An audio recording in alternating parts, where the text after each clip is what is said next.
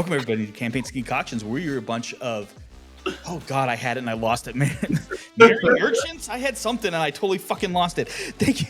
God damn it. Welcome to Campaigns and Concoctions. Hey, you got him! I got him. It wasn't you, it was me. We talked about so much. Pre-production meeting before the production is not the best thing.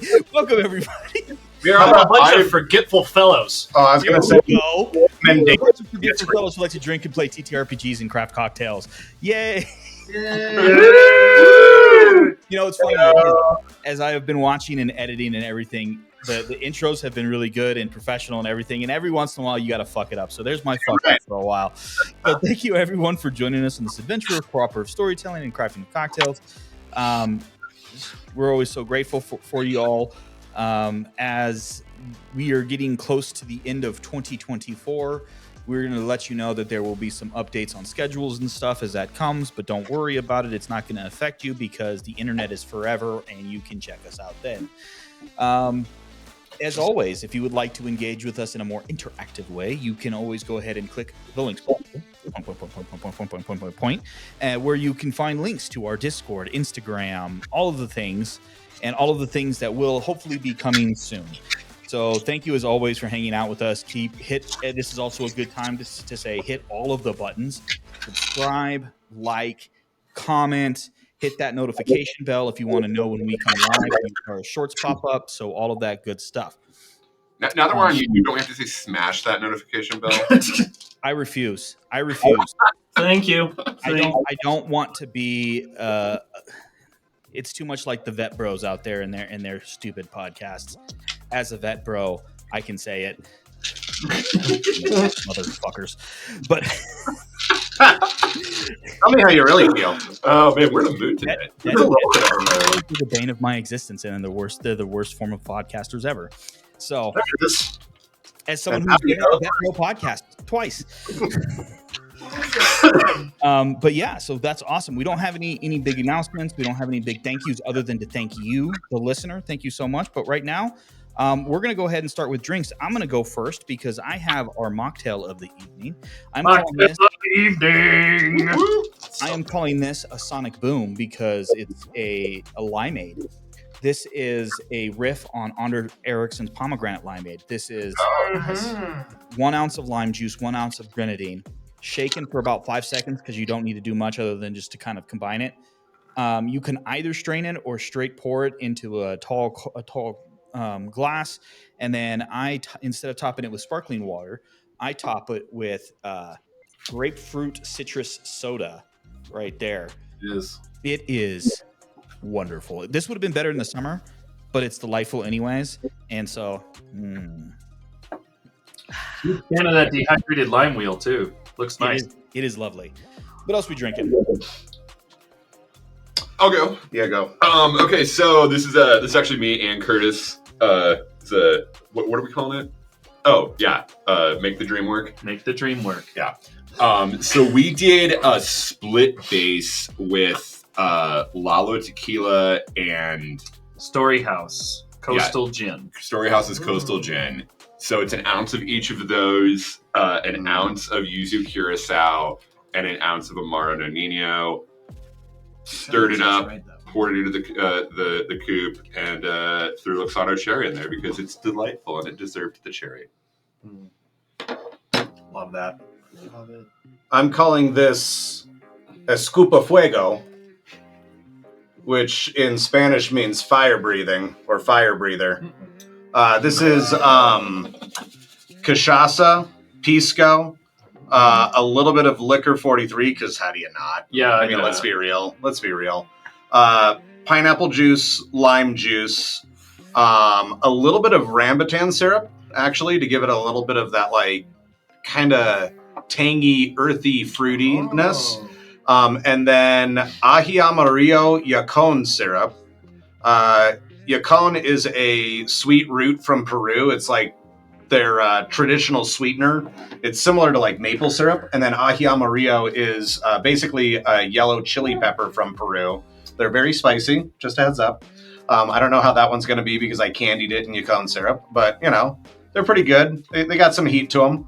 The drink, I think, turned out really well. It's very complex. It's got a lot of depth to it, but I think it all comes together really well, and it all plays together really well. And it's just, it's a scoop of fuego. It's a little bit of a fire breather. Also, the heat comes on. Curtis is turning the heat colors. Yeah. The heat comes on delayed, and then suddenly incredibly intense, and then suddenly it's gone. So it's very fast. It's like a flash in the pan. I'm gonna cover my tongue with this delicious triple cream brie to That's a help good idea. my palate. Yeah. Oh God! Yeah, that was a white boy spicy. It had something spicy red. Yeah, that Curtis right. just turned. He is a little bit purple around the I lips. didn't mean to eat the whole pepper, but it all It came dis- apart, it and I was like, "Well, I guess disintegrated, I'm doing this." Yep, you sure are. I think the drink turned out pretty good though. It did taste very nice. It's a very lovely drink. Well, anything else? I poured out several glasses of the Green Mountain Brewery Martzen. So Prost. Thank you, Green Mountain Brewery, for taking care of me. I got a text message from my bartender, Casey, the other day. It said, "Hey, we're doing a Kick the Keg tonight. You should come by." And I said, "Hell yeah, I will." So they won a medal at the Great American Beer Festival, and they were celebrating the end of that keg. And I was like, "Yeah." As always, friends, please make sure that you shop local, support your local businesses, buy local food. Try to avoid all those things as possible. Buy local. It's always a good thing. So, anything else that we have before we roll into tonight's adventure? No. No, I think we're good.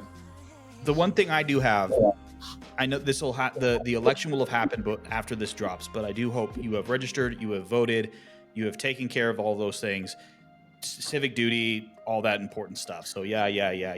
Bourbon Supreme 2024. Bourbon Supreme. Awesome. So the last time we gathered, the party had a conversation with Prosper and Richter's daughter, their very first patron, the one who kind of set this journey after they had battled underneath the city of Haven and come to find out that there were things afoot and that some of their discoveries in these weird technologically advanced spaces has found something happening. They were asked and paid a fee with payment upon completion to make their way to the Astral Sea, where they were going to attempt to get into the Ravenhold Institute. There was a lot of twos in that sentence. And look for a person under the name of Ovisium, an original inventor who invented weapons that were exceedingly dangerous. Afterwards, the party spent the rest of the day just kind of gathering themselves, having a wonderful meal. There was some return homes for Esway and Patrice, as well as a late night of drinking, some chats to be had, and then everyone returned to the Shirlene. You all awaken late the next morning. The day is yours. What are you doing?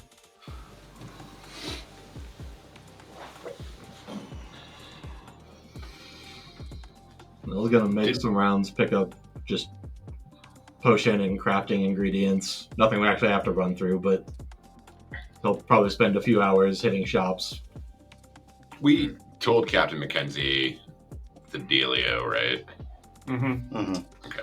Sark brought him the instructions that read like I figured, like a toddler's explanation of directions.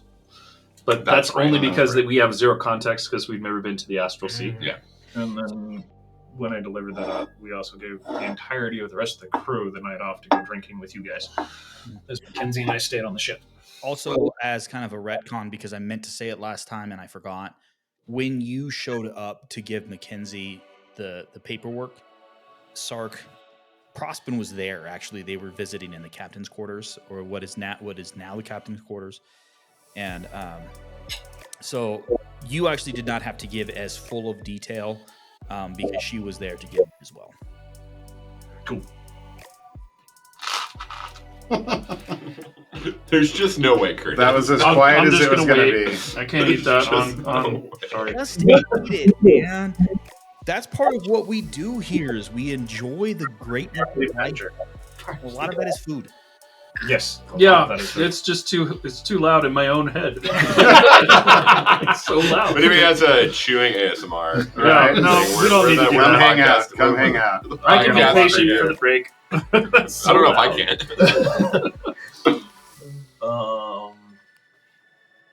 Sark would have been getting up late because he waited basically almost to the point of exhaustion because he gave Mackenzie the first shift off. So he would have been going down as the rest of the crew woke up. So he's down. The latest anyone's ever seen him be down? Not quite as bad as L on the days that we don't pay attention to him, but you know. Valid. Fair.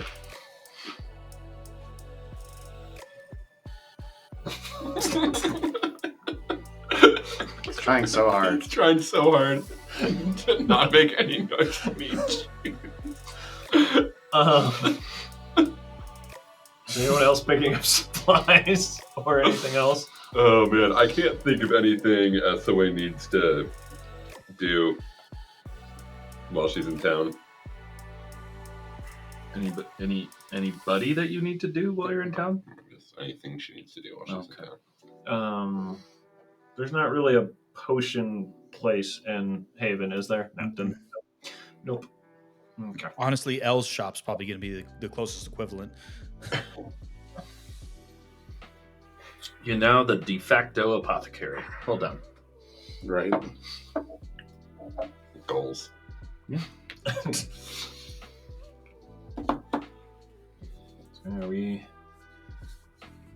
feel like Sark would probably confirm with Mackenzie that they have everything they need for however length of journey he's expecting, since Sark has no clue.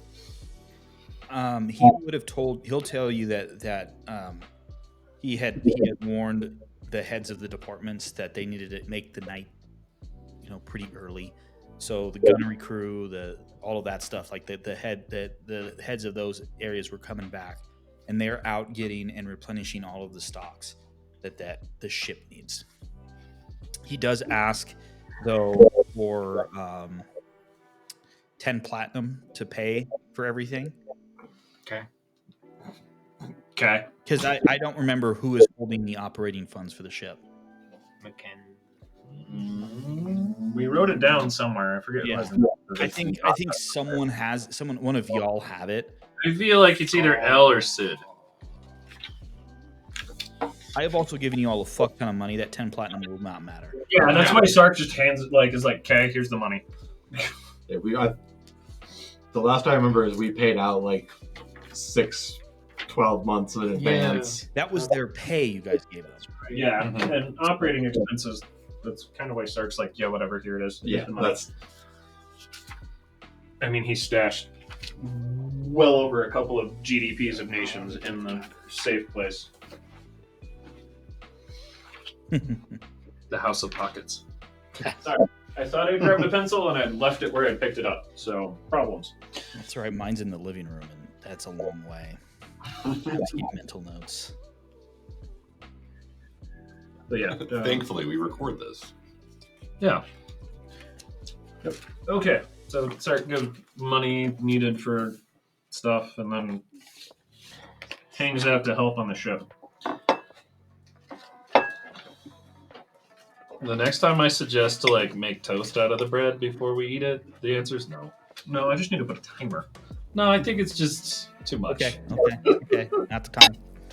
Okay. So Patrice comes up on deck. He assumes that he's there kind of before most everybody, because he's a relatively early riser. Pretty much just him and Sid at this point, because Sark's doing his. It took a late night. SOS probably. Yeah. Or if she's not up yet, she's not too far behind you. Yeah. So he's gonna wait till Sid shows up, and he's gonna say, "Hey, I know you're not quite ready to put it all on the line and have this be the end of your story because you got some things to do still. But are you ready to go? Yeah, I was thinking of going towards the bow and just looking out across the sea one last time before we take these crazy directions to the Astral Sea. And just there's some overlap between Prosperan's story and mine, and both losing somebody dear and just being close to Prosperan's, I can't remember her name, loved one. Surely. Duh. Our ship? Our ship's name? Yes, I had that in my head 2 minutes ago. Yeah, toward Shirley. We are forgetful fellows. We are. It's been a week. It has. Yes. Anyway, yeah. So yeah, I would be like kind of nudge and like head up to the bow where Charlene is enshrined in wood. I think, right? Mhm. Yeah.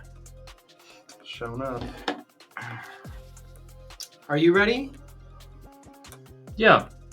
I think I'm ready. I think Did you do anything last couple days? Like you returned home and I spent some time with my dad and I spent some time with my mom. You know, I gave him some money and didn't tell him where it came from. Parents love that. I know. But like, you know, my mom was cool with it, but my dad's like, Carl is, he's Carl. Carl is Carl. so Yeah. I told my dad that the seas are about to get pretty rough for us. We're not expecting an easy task ahead of us. So, well, if I have anything to do with it, you'll be coming home. I appreciate that. And that's a promise. Well, thank you. SOA wants to walk up to the two of them right about now. You know, in all the old stories that I've read, a lot of times, weirdly enough, the youngest and the oldest are the ones that survive. It's very tragic. This is a cheery chat the two of you are having. Want to strike up a tune?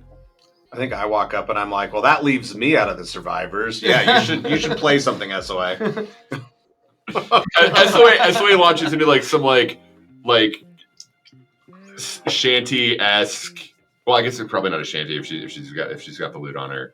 But it's like a real morose shipwreck ballad. It's 10 to the Ashes is the song. Okay.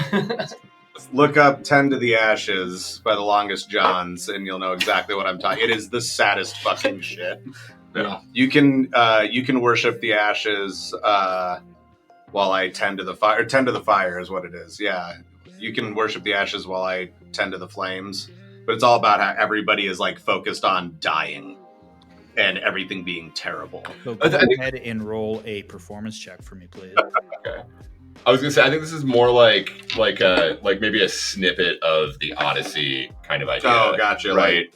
Going Right. down Where with the ship type idea. we're singing about, you know, Okay, cool. trying to get past sirens and it not going well. Gotcha. That's going to be very, very high. That's awesome.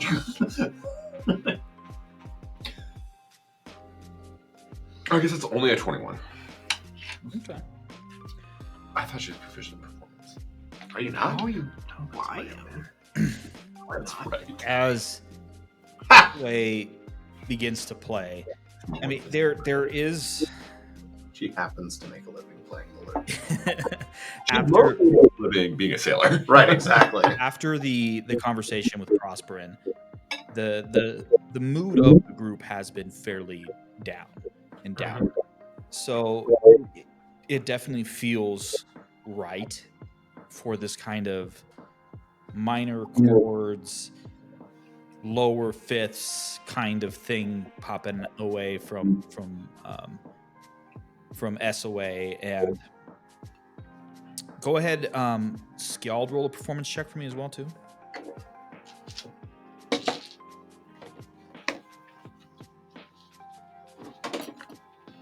I have an idea of something that would probably happen that would make sense. It's going to be like a 7, I believe. Hold on, let me double check. Yeah. I know I'm proficient, but I don't know if I have like double proficiency or something. 'Cause I do have some weird shit going on.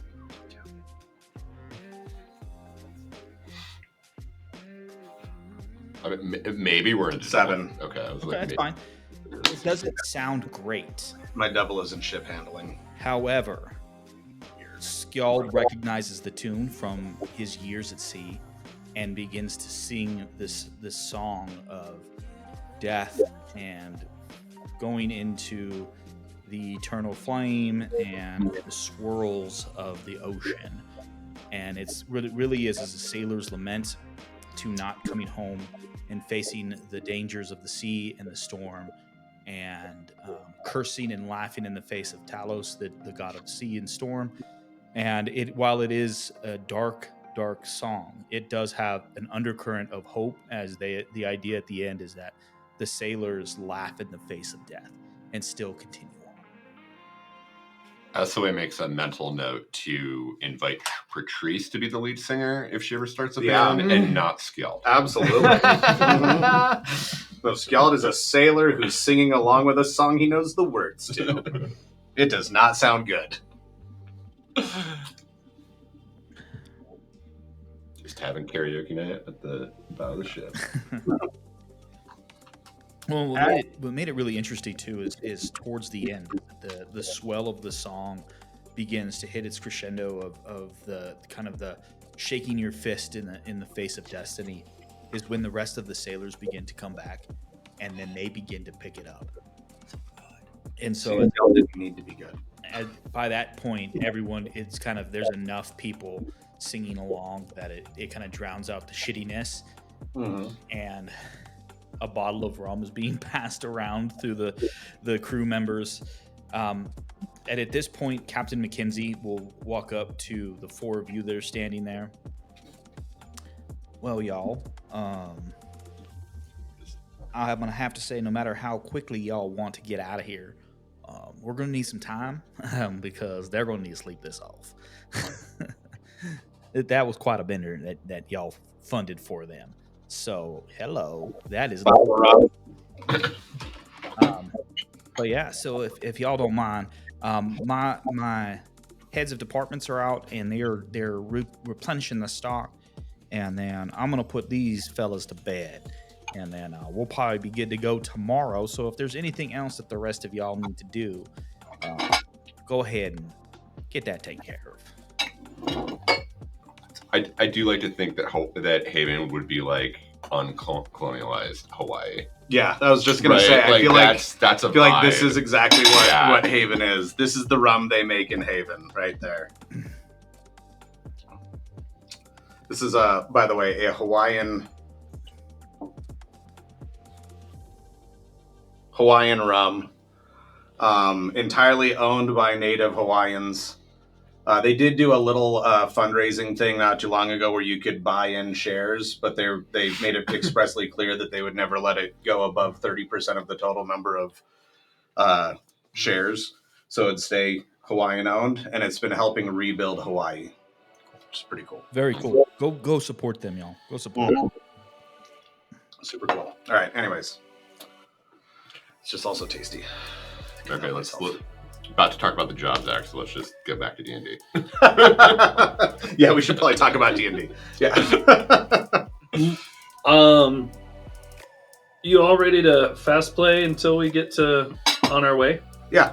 Yeah, like I don't have anything I'm trying to do in Haven today, character wise. Like I got that's what I got the like saying goodbye to home out of her system last night. So Easy. I think Skjald is trying to keep everybody's spirits up and like keep everybody like upbeat and like this is a fun adventure that we're going on. we're probably gonna crush it, like we've crushed everything else. Are Like you, we're gonna are be you telling so other good. I see stories it's like that sound Justin- like scary and you got out of them? Yeah, Well, exactly. And like most of them are like I Our got out stories. by like the skin of my teeth. Like there's no reason for me to have survived. I didn't do It's- anything yeah. that got me out of It's it. bullshit pirate Sid's going Yeah, it's a bunch of matchy-matchy. pirate stories. Matchy, Yeah. matchy, Yeah. and like, Except he's got war stories and you Yeah, got I got like, pirating you stories. got pirate Yeah. stories. and But, then like, like literally- tying into our stories also Yeah. like we killed a chicken house. Right, and, yeah, like, exactly. we Like you remember killed when we did that some shit? thieving, stealing. And if pets, we'd come and- across a god, Sark would have punched the fuck out of them. They're so lucky we didn't find them while we were in the in-between. Yeah. And then also the other thing about all of Skald's stories is it's all stories that you have probably, like several of them are stories you've heard before, and how Skald like slaughtered everyone or like burned, that like destroyed stuff, and Skald's like, I fucking fell through the floor and I accidentally landed on a barrel of gunpowder and that broke, and then I rolled over a lantern and that tipped over and it lit the gunpowder on fire, and I jumped out a window and then the castle exploded and everybody was like, oh my god, Skald like very expertly infiltrated and destroyed this like fortress, It's- and it's- I barely escaped with my life. No, you It's failed got- yeah, upwards. Yeah. sailed Yeah. upwards. Yeah. Yeah, Yeah. exactly. Yeah, So you guys, it's like 100% Han Solo making Han it Solo, through anything. Captain Jack Sparrow, Yeah. right? Like, yeah, it's like no reason No. for me to still be alive. So you guys Just notice dispelling the myth. as Sid's telling her stories that every second or third story has something like along the lines of, then Shavat came in Oh. from the woods and a crackle of lightning shot from her fingertips Oh. and singed 15 people to the Mhm. ground. And then the next story would be, and then Sid came in at the last second and saved Shavat's hide. Yeah, yeah, And like there's just this recurring theme. Every second or third story, one of us has saved the other. yeah. I love that. Yeah. Skeld also probably from time to time pulls people aside and still very jovial is like, all right, and if I don't survive this, you need to make sure that Prosperin tortures that motherfucker when she finds him for me until he's dead. All right, and then just walks away. everyone gets like Yeah. a one-on-one. Yeah, exactly. like, a one-on-one, like I need you, like need a if I commitment die, from you, and you're you gonna survive. Make sure Yes, Prosperin keeps up her end of the That's deal. right. And kills Dandy like Bell. just a quick one-on-one with Horrible. everybody. Yeah, make sure that it's the most terrible death you could conceive of. All right, thanks, buddy. Talk to you soon. And then like goes off and starts partying again. Skull's got like a specific terrible death that he wants them to suggest Yeah. to Prosperin, and each person gets a different one. Yeah, exactly. Right. Yeah. But I really want him to die like this, Right. and I need you to make sure that he Yeah, dies that way. Yeah. And it's like, really, he wants him to die in all of those ways combined. So he's getting each of you to promise, no matter what else she's doing, make sure she does this. The thumb screws are really important, okay? I just love how Matt and I figured out at the exact same time that we just let you start talking when we want to take a bite of this really loud. It's fair. It works Yeah. really well. Works really well. I'm glad Much to be better of than me service. trying to muffle it with my hands. Yeah, that So didn't do shit. Thanks for running Yeah. interference for us. You're as welcome. We're trying to eat this brie. So Appreciate it. as the conversations continue to happen about,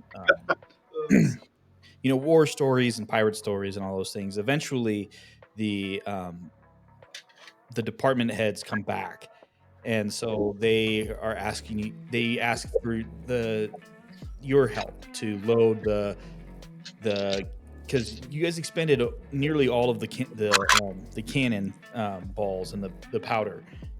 So that's going to be all loaded. Cookie comes in, and you're going to be loading food and supplies and all that kind of stuff. The carpenters and the seamstress or the seam master, the sailmaster, they all bring their parts. And you guys end up working and doing the crew's work throughout the day, just kind of that busy work that every young soldier, sailor, airman, marine has ever done at some point in their career, where you're moving something from here to there and probably from there to there and probably from there and back, and it's all busy work, but it's all important busy work that needs to get done. Okay. Go ahead. No, I have one more thing I just thought of. I will track down Sark Mhm. and deposit like 95, like, and ask him if I can store 95 percent of my money in L's workshop.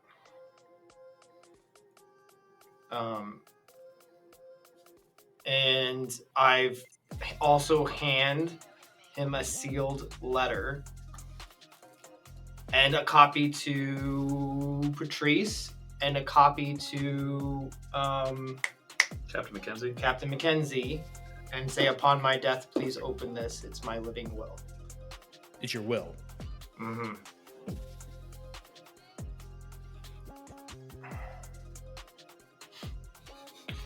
Sark doesn't say anything, but he disappears for about half an hour. And comes back and is just like, done. Thank you. I appreciate it. And so for you, Sid, this work reminds you of being a young soldier. What it was like before you assessed into the Legion of the Dagger, before you became a special operator. Like, you remember, it reminds you of the simplicity of just being a dude, right? For so much of your later life, you had been in a leadership role, holding on to the responsibility of others and the lives of others, and it's very reassuring to just kind of be told what to do and to just kind of do it and not have to really have the weight of so much things on your back.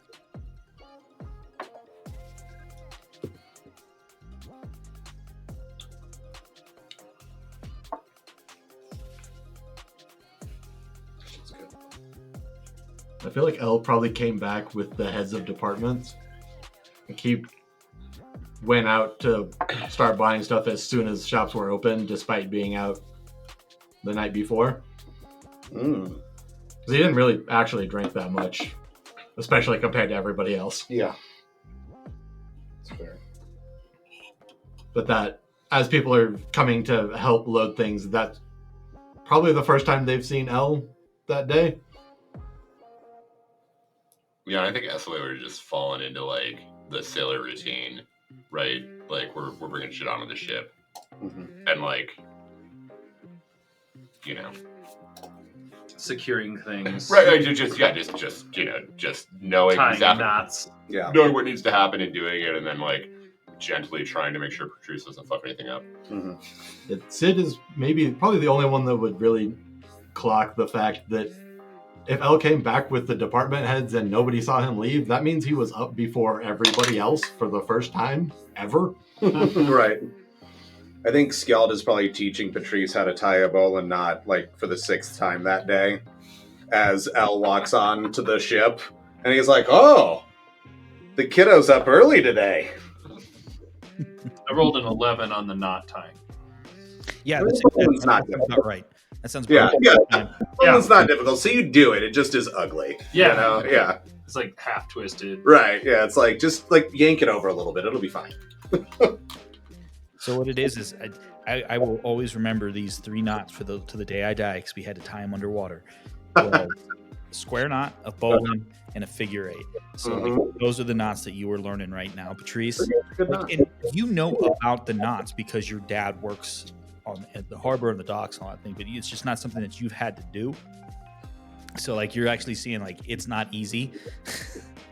You like probably know the names of all of them as I start to show them to you, and I'm like, oh, you know this one? You're like, well, I've read about could it. you show it to me again? Yeah. Yeah, I read about it. It's I've like heard my knowledge dad versus point to applied yeah, knowledge. exactly, yeah. I feel like he's like, yeah, you do this and then. No, show that At again. some point, Yeah, well, Esway's walking by and Patrice is like messing up a knot, and she just like mage hands the knot and keeps going. Sark's just manual labor when he's not hiding. He's just like up the plank and set, up the plank and set, up the plank and set. Elle is probably just doing hauling because he can make 4 bags of holding for a while, 3 of which are completely empty. then just use them for this purpose, and then when we're done moving stuff, they're back to pouches. Bringing like all of the stock and stores on, Put and then everything just in the bag dumping of them into holding, yeah. and then you take it to wherever it needs to go on the ship, and then you just dump the bag of holding out and repeat. Yeah. Oh my And god, and that's amazing. what happens is That's there's the like most mundane thing you could possibly do with like the most magical options you have. Work smart, not hard. like Pocket dimension. he's got like Done. 10 sailors who are walking up and loading all of their crates into his pockets, right? And then they just follow him as he walks onto the ship and gets to where they're supposed to be, and then they unload them all because it's just saving them having to carry anything through like the probably, complicated parts of the It's probably mostly the gun deck stuff. 'Cause Yeah. there's a size limit on the mouth of the pouch. There you go, yeah. So But, like, I cannonballs, imagine him and gunpowder. Cookie are best friends at the moment because Cookie's spices just disappeared. Like he's just shoving Right. all the fresh stuff into pouches. Yeah, it's just Yeah. a ton of fresh stuff, yeah. I feel like Elle is standing there and he's like shaking this bag Yeah, every once as in a while to people, make like- sure it's not too heavy. People are He's like throwing got crates like an and stuff in. instinctive knowledge of like how Yeah. much is too much. He's like, okay, yeah. And then he walks up the plane. Yeah, he's and like, all dumps right, it out. everybody follow me in. Yeah. And then he like So just you're gonna have to pick all this stuff yeah, up. Yeah, Right. exactly. Right. Like you I guys feel like- can't just not come with me. Yeah, you gotta be with me. I'm not moving all Reaching of there this out of and here. something. Yeah. Oh man, it's fucking great. That's the most fun I've had doing logistics in my entire life. Right? Seriously. Fucking brilliant. That's why I feel like it's him and Cookie. Where he's Oh, like, yeah, "Need for this sure. stuff? Okay, I'll meet you in the lab. Mm-hmm. Yeah, some of the stuff, like if he's doing anything for the carpenter, he just walks up, reaches into the bag, and flips it inside out, and everything just It appears. just dumps. Yeah. If it's stuff for like the kitchen or the gun deck, he's more careful pulling Right. stuff out. Yeah. One by one. Yeah. Love that. No accidental sparkage from colliding cannonballs. Yeah. No. This No. is Thank the you. one time that you all have seen these spectral figures appear outside of the guns firing, and they are helping to move things on the gun deck around just as a space, because there's only 4 people that work on the gun deck, right? And there's just, it's so much stuff because they have barrels upon barrels upon barrels upon barrels of gunpowder. They have, probably about 30 cannonballs per gun, which is a not insignificant amount of guns that you guys have on the deck, because again, it's bigger on the inside. So yeah, Wibbly wobbly. Just a little bit. Wibbly wobbly cannony. Despite unloading stuff to the spectral figures, Elle probably doesn't really notice that they're there till probably about 3/4 of the way through the first time he's unloading the bag and handing them stuff. Yeah. To them. And then he Yeah. realizes it is a ghost. I fucking love that. But Very Elle's reaction Casper. is basically just the like, what the fuck? Oh. That's Alright. helpful. Yeah. And just starts unloading faster.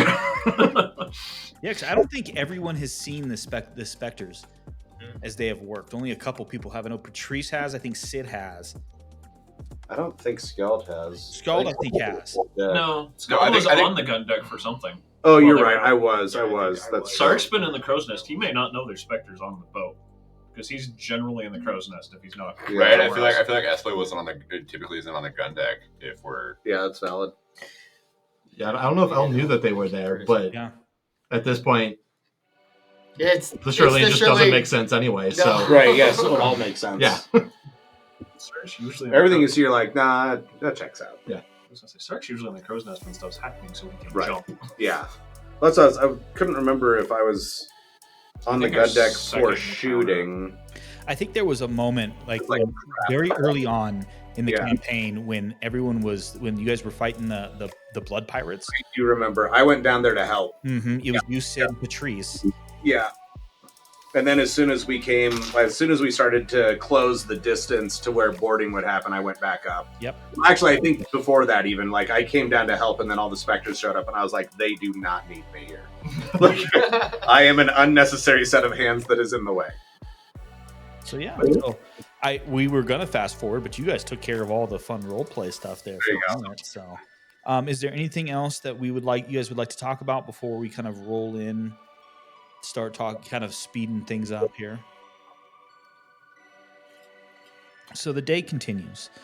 It really is just that kind of low level work that just makes it's the logistics. It's the, at one point the crew slowly begins to wake up a little bit, and you all begin to assist them in their daily tasks, mopping, tarring things, just kind of moving to make sure that the ship is at full operational capability before you guys head off. And then everyone... I have a really funny image in my head now. Sark is just lowered over the side to make sure he's scraping the side because he doesn't have to float. Right. Funk. Yeah. No Do kidding. do do. Are you on barnacle duty? Yeah. Oh. Because I don't breathe. And I'm my own weight, so I just gotta tug to get pulled up. Otherwise, I just walk around the ship with a rope. I feel like you've said the pun multiple times already. Like when somebody says, "Yeah, I pull my own weight," you're like, "I am my own weight." Right. No, Sark wouldn't, because he wouldn't get it right away. As the sun begins to set on the western horizon, and the 3 moons begin to rise, the rings begin to shine with that gorgeous colors that they have as the sun sets. The crew and you pull out all of the tables, and the main deck is set up for dinner and what appears to be a little bit of light revelry. Cookie has created a spread that rivals anything that the 6 of you have had in your adventures together. You have a rack of lamb, roast potatoes, vegetables. There is a black forest cake for everyone who was at Bistro 317 would know about, along with wine and rum and water. The night is somber yet celebratory. At one point, Captain Mackenzie stands up. My dearest crew, friends we have made along the way. We're going to a place that we haven't been in a long time, and for some of y'all probably have never been. We know that there are things that lurk out there that'll be hunting us. We have a job to do, though, and I wouldn't face this danger with any crew or any owners we could possibly imagine. So thank you all for the hard work, and let's go face this danger together. Hoo-yah, team. Hoo-yah. Raises. Yeah. And at that point, some of the crew bring out some of their pretty low-end musical equipment, and they just start to play. And it's just a bunch of bawdy and upbeat and fun sea shanties, and it goes throughout the night. But Captain Mackenzie does kind of rein things in. Everyone is pretty much, all of the lights and everything are taken down maybe a couple hours after sunset. Even the 6 of you as owners are shepherded to your rooms, because he knows that the next couple of days, or however long it's going to take, is going to need everyone at peak performance. So he makes sure that everyone goes down for the evening. And that's where we're going to take our first break. Yay! We will be back here in just a few minutes as we continue on. And please stick with us, and we'll be back in just a tick.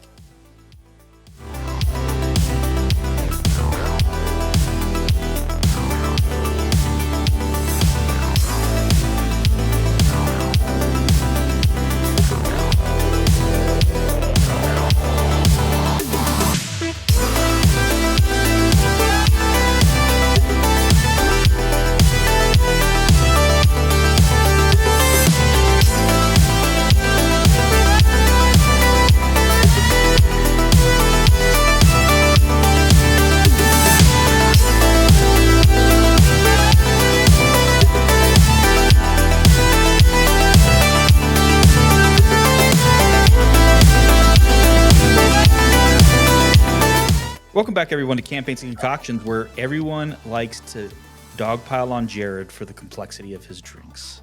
Well, it was good. It's not a statement on how delicious they are. Yeah, It takes 45 minutes to make them. It did take him since yesterday to make this one cocktail. I would not make it Like as a you- bartender. I know that you guys thought you saw him on screen. We AI green screened him in through the entire last half of this session because he's actually been in the kitchen making that. Yeah, So he's been making that cocktail this whole a time. little behind the scenes for you at home. Morgan is constantly on us to get our shit together and sit down and actually start playing Dungeons and Dragons. We can fuck off a lot during our breaks. Yeah, And I looked at Morgan and I was like, "Hey, Jared just started making a cocktail. I have time to go make one." yeah.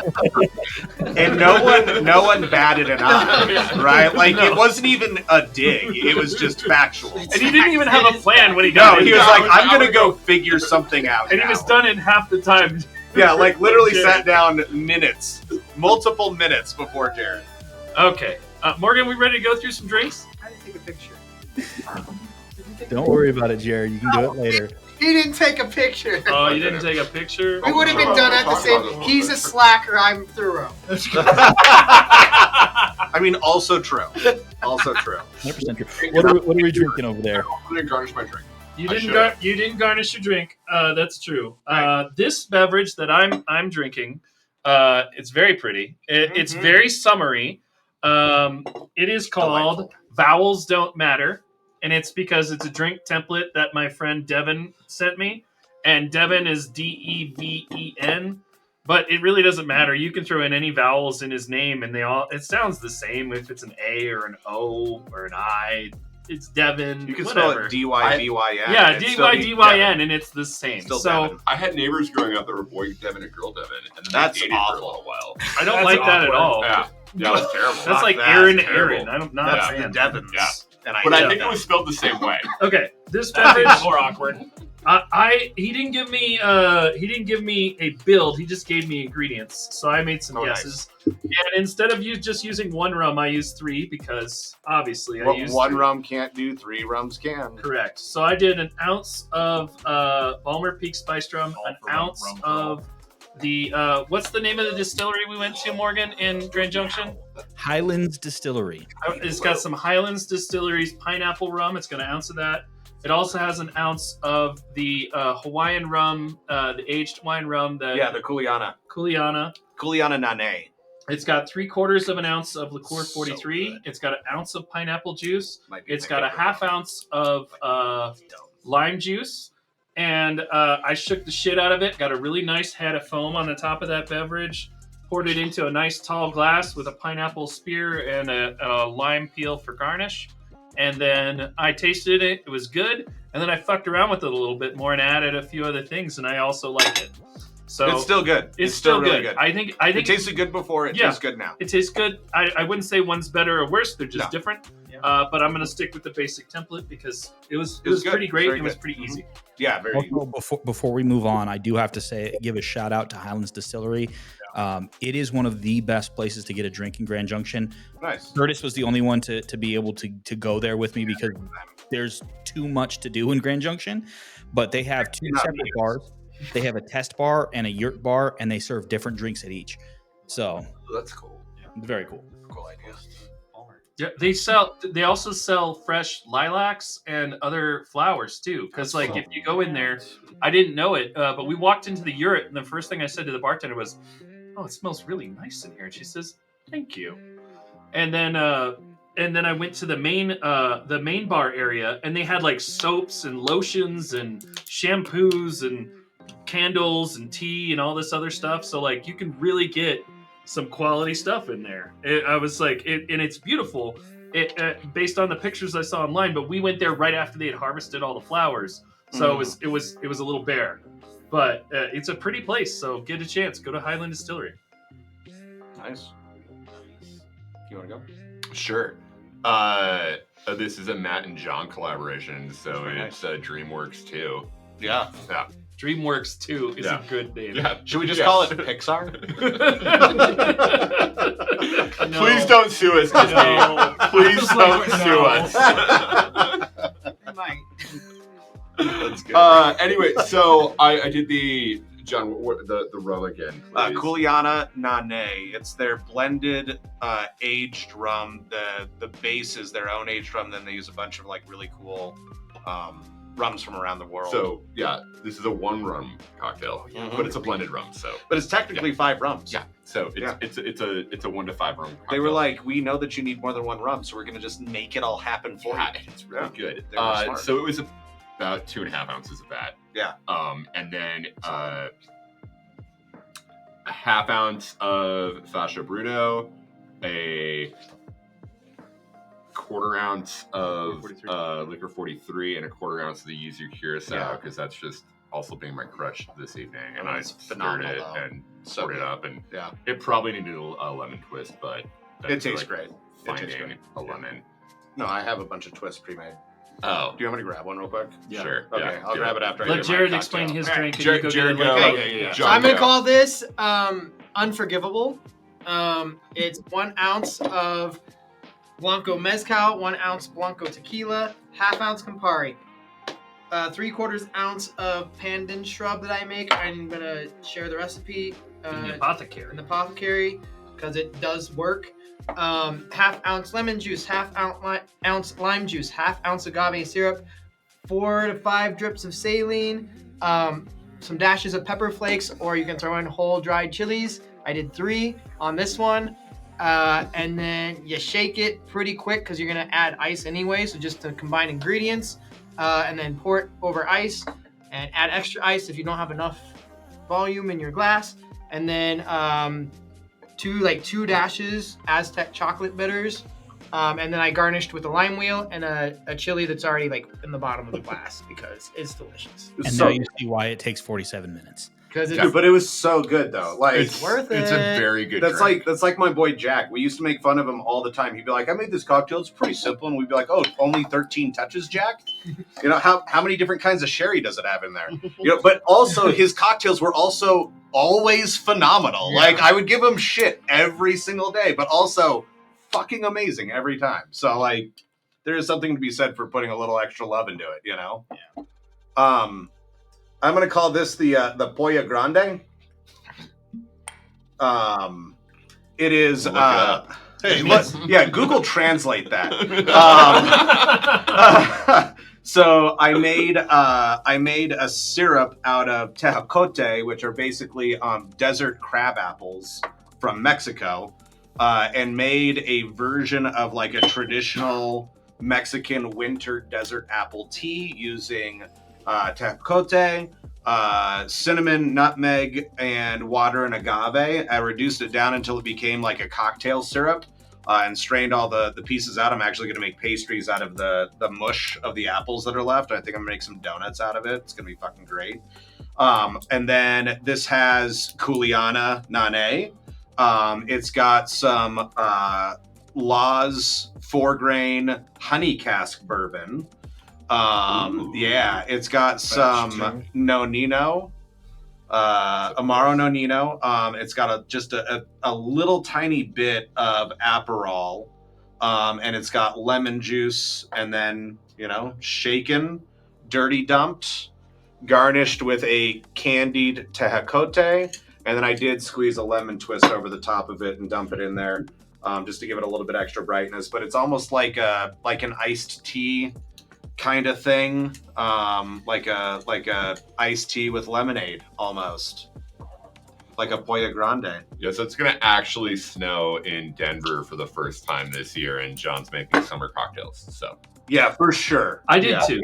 All of us have. For sure. I made a summer mocktail. So, and there was snow on the mesa this Or morning. isn't necessarily exclusively summer. No, I Spices. think that you could actually not shake this. I think you could just build this with hot water or something like that, or like hot tea or something, and it would be an amazing like Mexican toddy essentially. Yeah, Senor Thadi. yeah, Senor Toddy. You call it big hot chicken?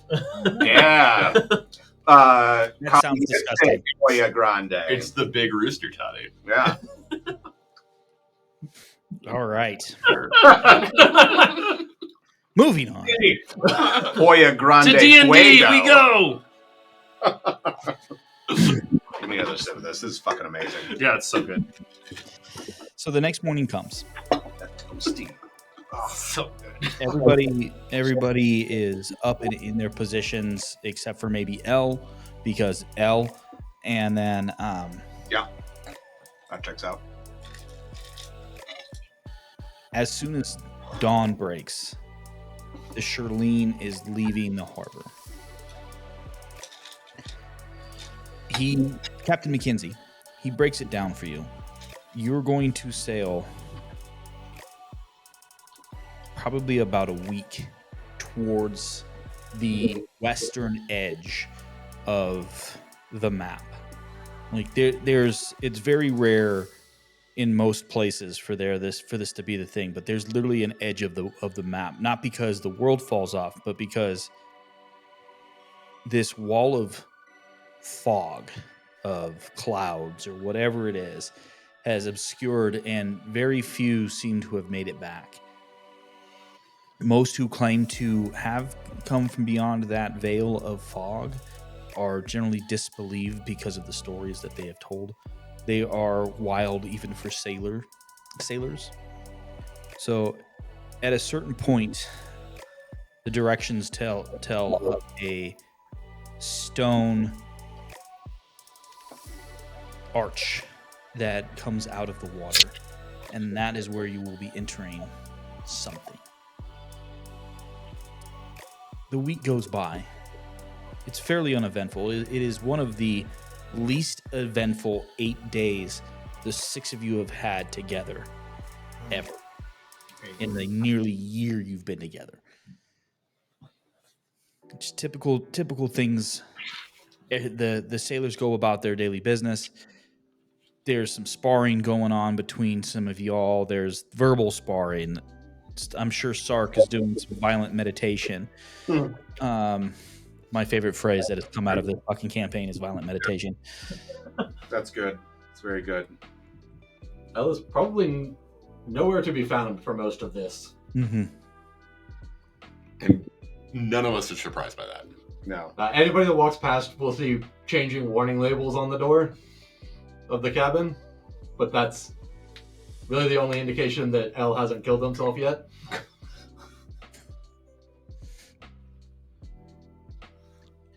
As the middle of the 8th day comes about, it's now the end of the week. Captain McKenzie has sent runners to grab all 6 of you. There's a little bit of a delay because Elle's in the middle of something that can't be stopped for safety reasons. But eventually he comes back. And what do you look like at this point, Elle? Like, as you have been working for the last 8 days?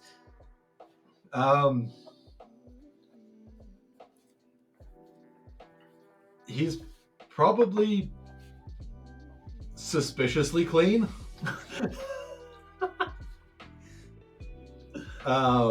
That's disconcerting. So he has prestidigitation.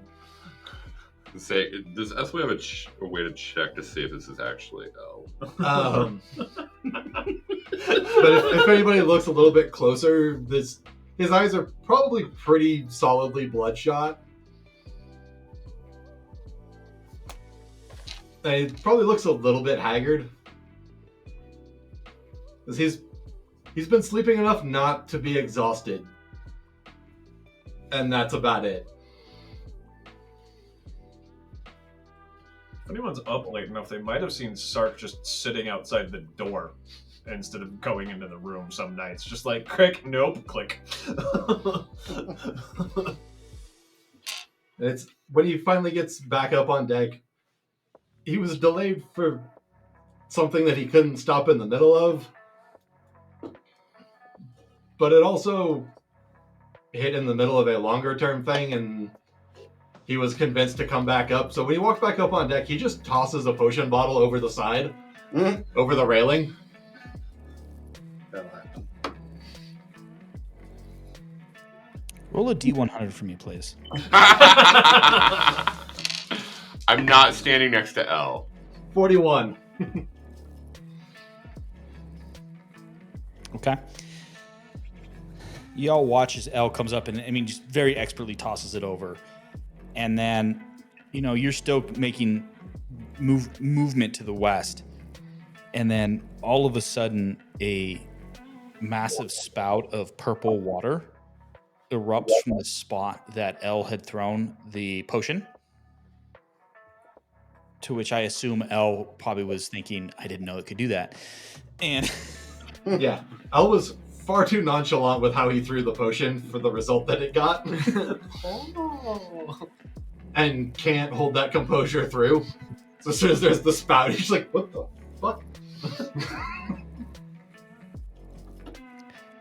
Also, Well, why is it purple?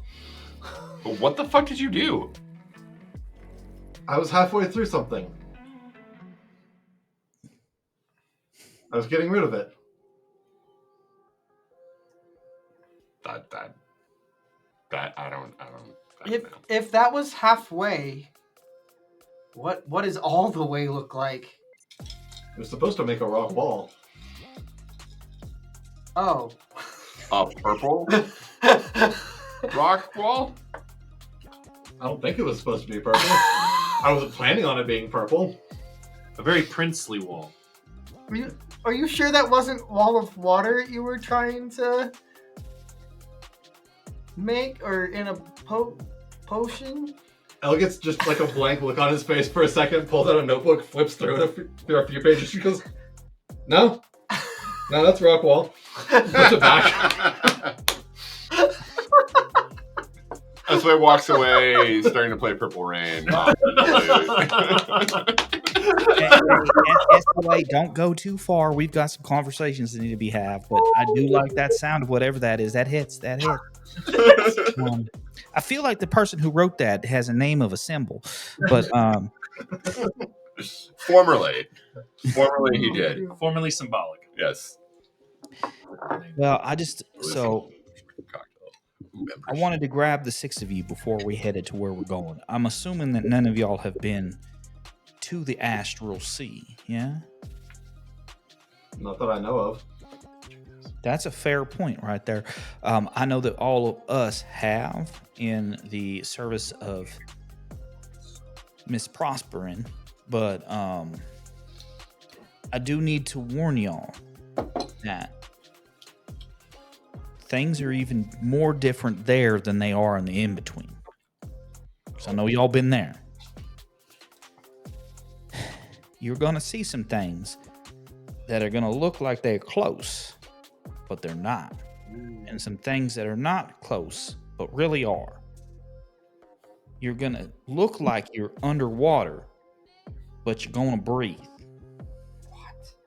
And then don't jump. Just don't jump. Might be the best direction I can give y'all. Unless you tied into something, because you might float away. Okay. It's hard to explain. It'll make sense.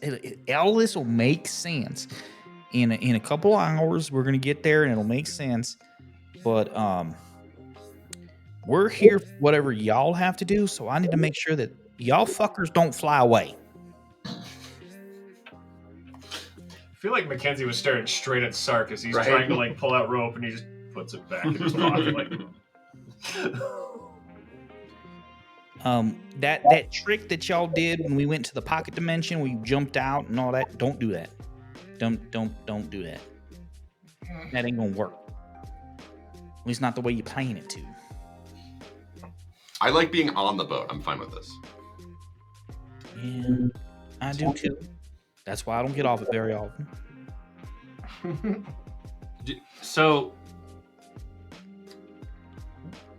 what happens when birds are there? What do they? You're not going to see anything like a bird there. Birds aren't real, Patrice.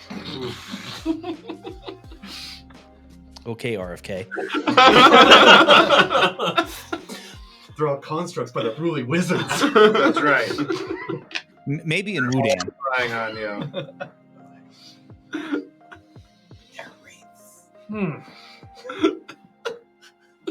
So here's what I'm going to recommend the 6 of y'all do. Get up there to the front. Get to the bow of the ship. Get yourself tied in. Because y'all ain't going to want to miss this. Y'all ain't gonna want to miss this. said it under her breath. So Esway heads there kind of right away, but she's like muttering under her breath, like, I don't understand why our fucking ocean isn't good enough. I don't know why we need to go to a different ocean. This is dumb. Sark's like skipping next to you and going, I can't wait. As he's going to like crawl out on the beam and strap himself and like saddle, I'm like, I want to be as far out as possible. So as the six of you are getting yourself situated here at the front, you see the kind of dark outlines of some sort of arch shape in this massive wall of fog that seems to have come out of nowhere. You all have seen fog before. This is something else. It is roiling and moving, yet it does not move past that line of demarcation. There seems to be lightning within it of multiple colors, red, purple, white, yet you hear no thunder. And as you get closer, as you're making a direct line for this outcropping, eventually the form of this archway takes shape. And what you see is that what looks like out of the temples of Helm, the god of protection and armies and knowledge, these kind of stained glass window-shaped arch of natural stone is sitting there. And what you see is not fog, but a blue swirling something. Somewhat familiar, as the six of you have gone through multiple portals in the past. And as the ship begins to come through, as soon as you pass through, you feel the pressure curtain, and as you pop through, everyone kind of feels half. Like if you were to just press down, you're going to come off. And as you look, what you see before you is the most terrifyingly beautiful landscape that you have ever seen. Everything is in shades of blue and purple. You see large, dark masses floating in front of you, almost like you could reach out and touch them. You see clouds swirling, much like the Enterprise in the Mutara Nebula in Star Trek II. But you also see you see a current that is all-encompassing off to your right. You see what look to be massive manta rays riding that current. You hear, for those of you who were born and or raised in the Syndicate, you hear a familiar sound. So that would be Skjald, having been born in Folk Wagner, and then El and Sark from Tinkermere. And you hear that kind of almost sad moan as whales fly by, bigger and larger than any of the flying whales in the Syndicate.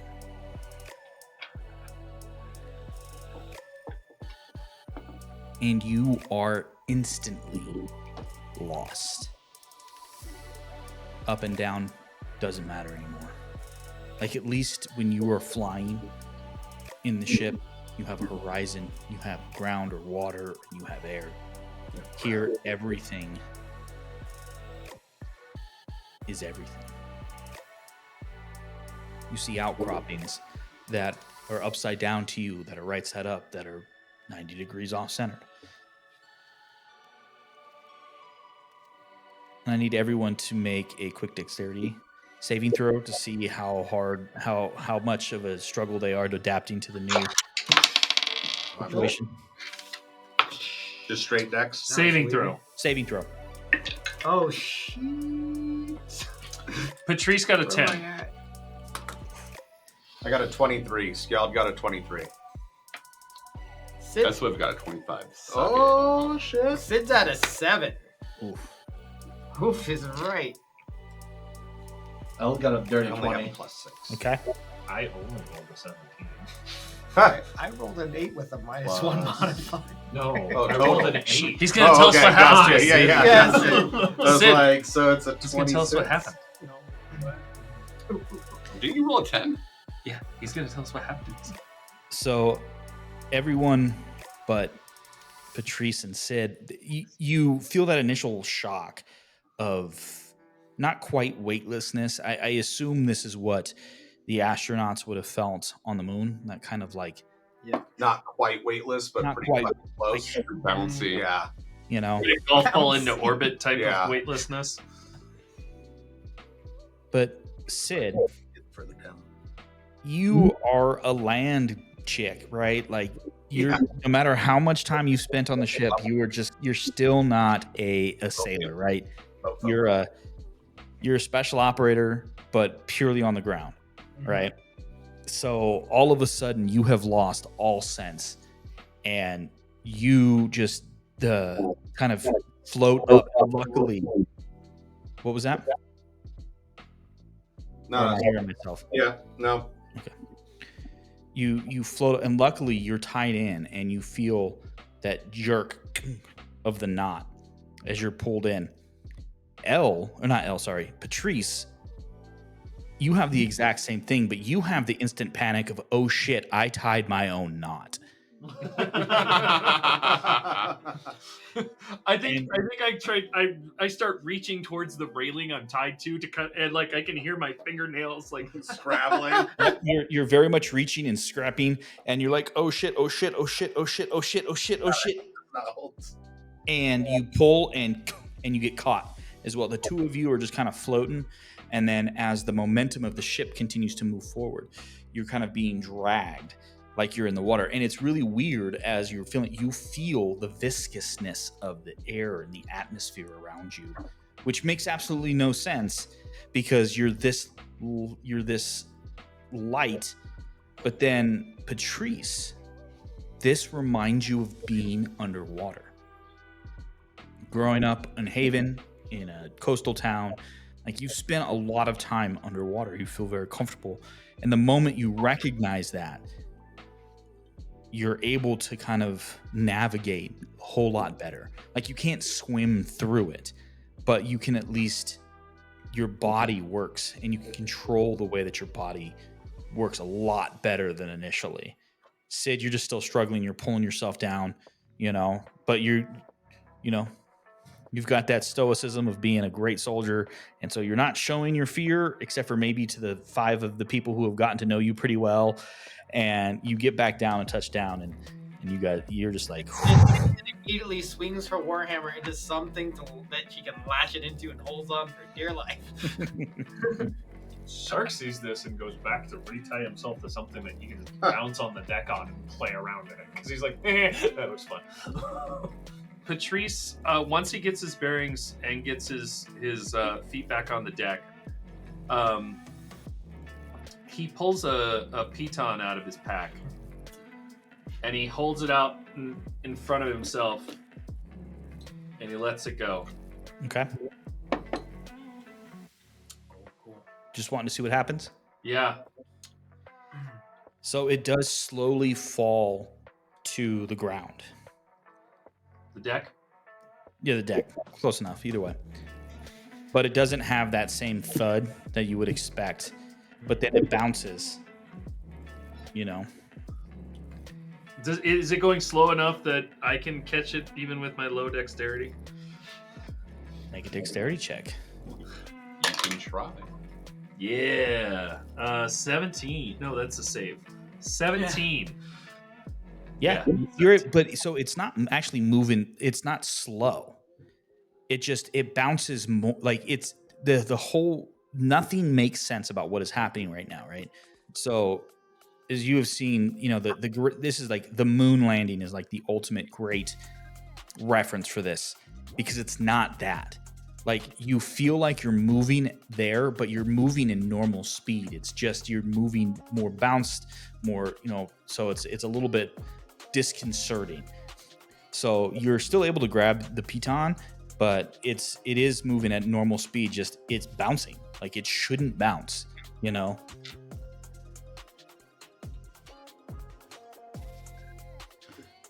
I've never wanted to have invisible mage hand more than this moment. Shark has a very entertaining idea running through his head. He ties himself into one of the trees for the mast, but he has 2 lines and hooks them both to himself, so each end is onto it and he's splitting in the middle. But he starts trying to do aerial routines. I already, before you said it, I knew what you were doing. Sark's just trying to be an acrobat now in the syrupy, not syrup space that he's like, this is fun. So as you all are adapting to this, what you do see is that the crew have begun stringing ropes and attaching them to rings that you haven't really noticed before. So there's 4 going across the deck, and they go from fore to aft. And one follows the line of the railing, and then 2 are in the center. And what you see is that they have actual belts that have like carabiners and stretchy stuff attached, and they hook into it, and they have 2 each. And as they move across, they reattach themselves. So they have done this before. Captain Mackenzie eventually comes up to you and says, "Didn't really think about this before, y'all, but and he hands you all the belts. He's like, sorry. You know, sometimes I forget that y'all don't have our shit. You know, so here you go. You can see how it works. Ask any of the crew, they'll walk you through it. But please, anytime that you are above deck, you need to make sure that you are latched to one of these 4 ropes so that you don't go off into the nothingness." I think Skjald absentmindedly starts strapping himself into this while he's watching Sark do crazy aerial shit, and he just like kind of whimsically goes, "Sark, you're a dancer." I have to roll performance or acrobatics or performance. He's because just so definitely gonna enamored. Try and pirouette at that He's like point. just Acrobatics. captivated by this display in front of him. He's so happy right now. Go ahead and roll an acrobatics check for me, please. He's sure this was gonna suck. 16. You're very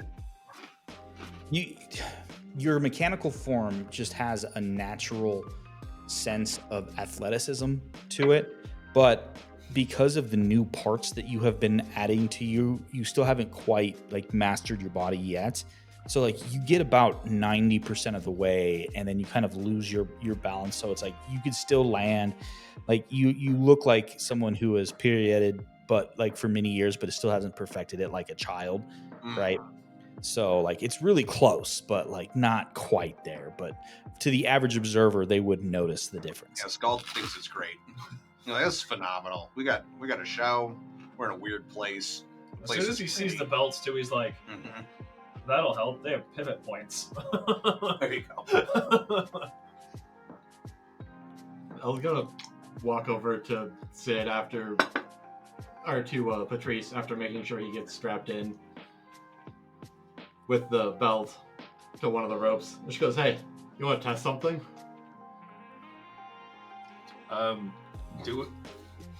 Do I want? Yes, I'm supposed to try new things. Yes, I would like to test something.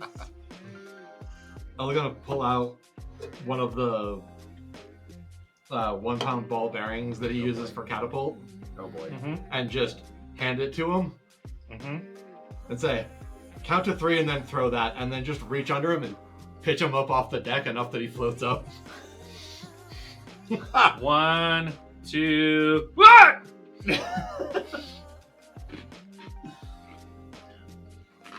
Al just wants to see if there's a reaction to him throwing it, if he floats backwards. Does he float backwards at the same rate as the ball bearing?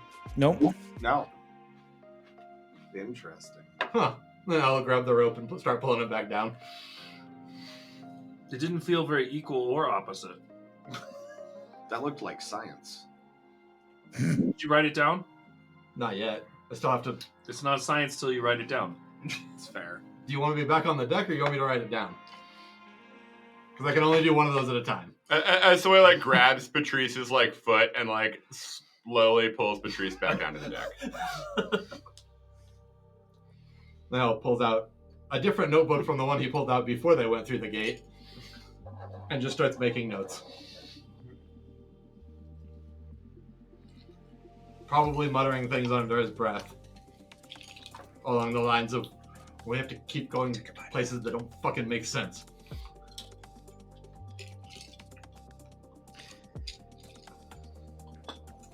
So at this point, Captain McKenzie has made a call out for everyone to be prepared for the shift in speed, as the six of you notice that you are making your way into this faster moving current. And so as everyone gets settled, you watch as the rest of the crew just kind of set their legs and they're ready for like some sort of jolt. I feel like Sark is now just suspended. Like, he's not trying to do anything. He's just suspended in a swing. Just not on the ground. Been He's there. not on the deck. Are you like Yeah. hammocking? I am... So from the tree, from one of the trees, I'm not going to be able to touch the ground. So I just free swing from one of the side posts of the mast. Like a He's slacklining, but without. that, his feet that on was the like the line. slack Yeah. line where they're like laying on it. Yeah, exactly. Yeah, No. Those they're are like some sitting. Yeah, I've got from one your rope on hips. him. Yeah. Another rope on the other end. And so I'm just like... You're like It's stunt wire work. Is Yeah, I what was it gonna is. say. Yeah, exactly. You're like a circus performer who has jumped off of whatever they were supposed to be fucking around on and is now hovering above the net. It's 100% wire through. Yeah. Yep. Uh-huh. All right, so the ship enters the current, and all of you feel it. You feel that instant pickup, and that jolt you have, like if you step on the accelerator and it pulls you back, and you feel everyone. It's not enough to knock most of you off, but if I could get everyone to make a dexterity saving throw, except for Sark. Not using the same dice I used last time. I got the exact same thing. Patrice got a 17. Oh, 25. I 23. see a natural one. Exact same thing. Yeah. Natural 1. Yay! For a Motherfucker total of drink. 0. Oh, Drink, man. motherfucker, drink. Uh-oh. Sark may be going fishing for its head. Mm-hmm. No, Sid's attached because Sid's a good soldier. She follows directions when she knows that she needs to.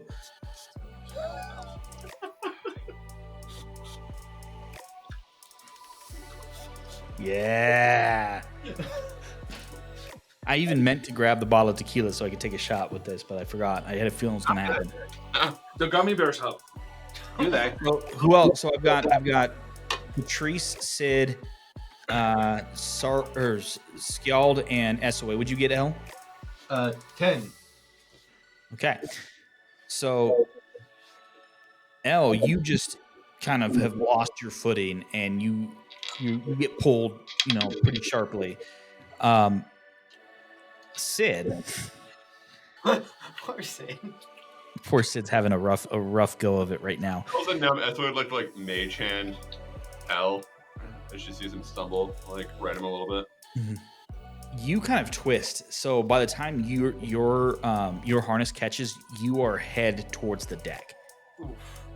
So like you're still above air. Luckily, you're not hitting anything, but you are being pulled backwards along that static line until you hit there's multiple rings that this keeps, so you don't float up and down. It keeps it fairly taut, and you pull and you hit, and so Can I use dust on myself?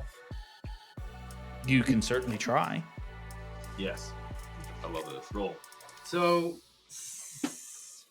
I had something, but I'm not going to do it now. what is it? How would it? Anyway, so like anybody that would be paying attention would see these like translucent wings sprout from Sid's back, and as like this instinctual thing that she didn't know she's only used I think one other time happens to try to like brace herself and stop herself from like getting pulled.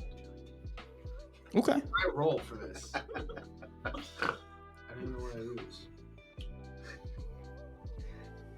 Athletics? One That's funny. strength saving throw. So the spell says this is technically breaking the rules, but it's cool. I don't care. It So sounds a medium cool. or smaller creature that you choose must succeed a strength saving throw or be pushed 5 feet away from you.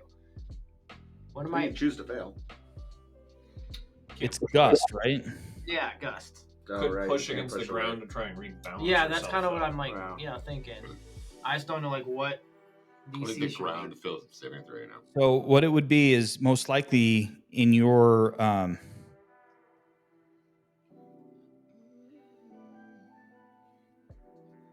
problem is the amount of this will work. So like you've twisted so you're upside down and facing the wrong way, and you see you're kind of moving towards a mast. Yeah. So you cast it, and so it's gonna fail its strength saving throw. Okay. So it's gonna push you 5 feet away from it. Cool. So I don't hit it or something. Yeah. Cool.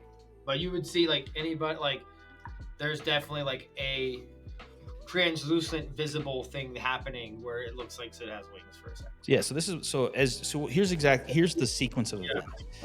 You see as the speed hits, Yeah. you get Sid flips Yeah. and turns backwards, and then all of a sudden you watch as she casts her somatic elements and the vocal all the elements, and then all of a sudden you see these what type of wings? Bat wings, angel wings? Dragon wings. I mean like there's these beautiful like shimmering of like copper and like that. Dragon's wings? Yeah, dragon wings, but like this translucent shimmery And effect. you watch as these copper scaled Yeah. dragon wings just make one big But it's like and- fireworks at the same time, like a shimmering thing. but you watch as it slows her down and begins to move her down back towards the deck. Think Gandalf's dragon in Lord of the Rings. The Balrog. No, it's the fireworks. Firework that dragon. Merry and Pippin said. Ah, okay. At the very beginning. Like something like that is kind of what it looks like. I was going to mention that as soon as you said So after the excitement, you all eventually find your footing and you're able to make your way. And for about the next 3 days, you all are traveling along this current. And it takes you a while. You find that most of the time it's best just to stay in your rooms. And then eventually the captain sends for you all again.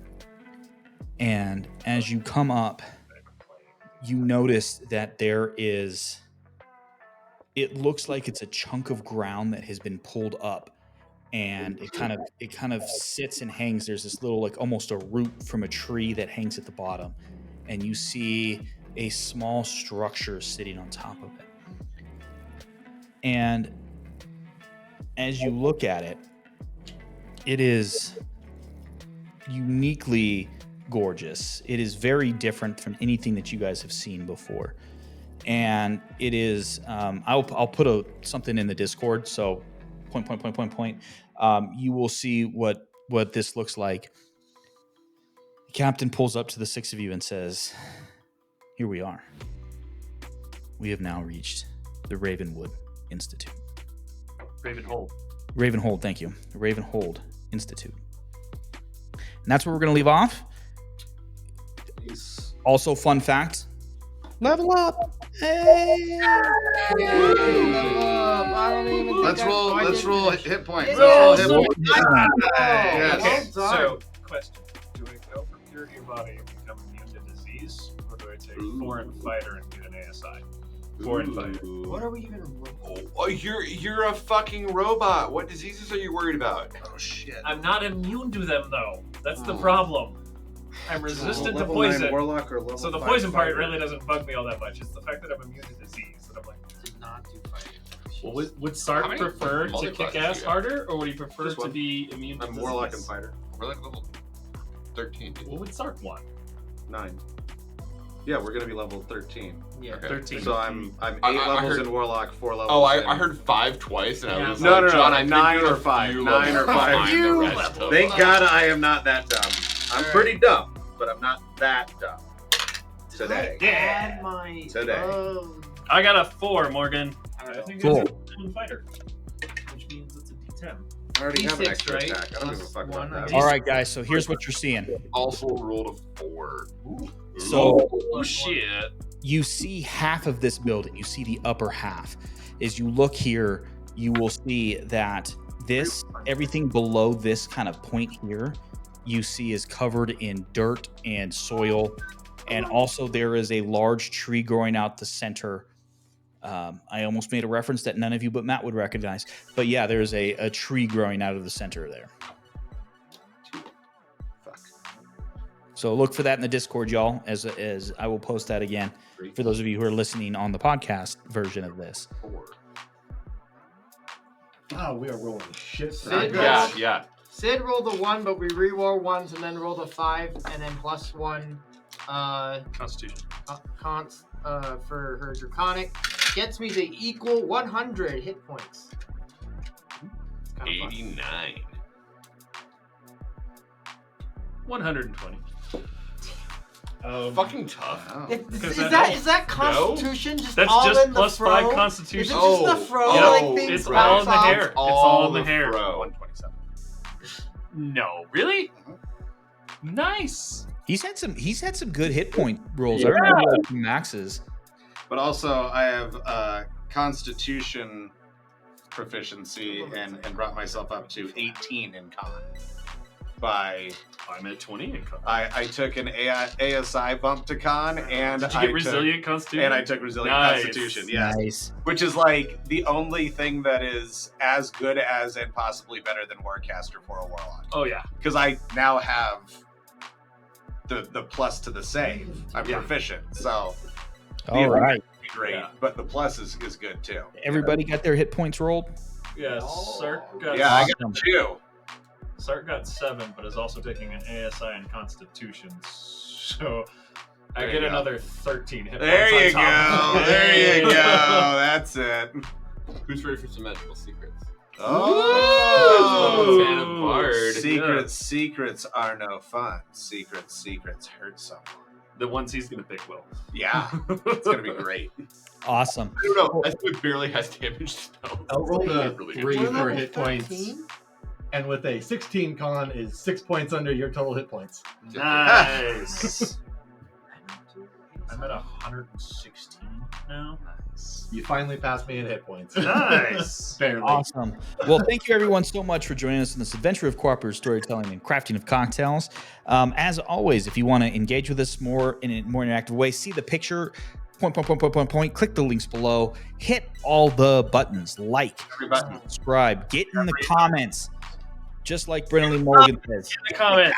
Comments. Get in the comments. Yep, I was waiting for John. Also, hit the notification bell if you want to hear about us getting when we drop our new episodes, when we also do some stuff. So thank you as always, and until next time, y'all. Drink well. Drink well. And we F it up every time. Every time.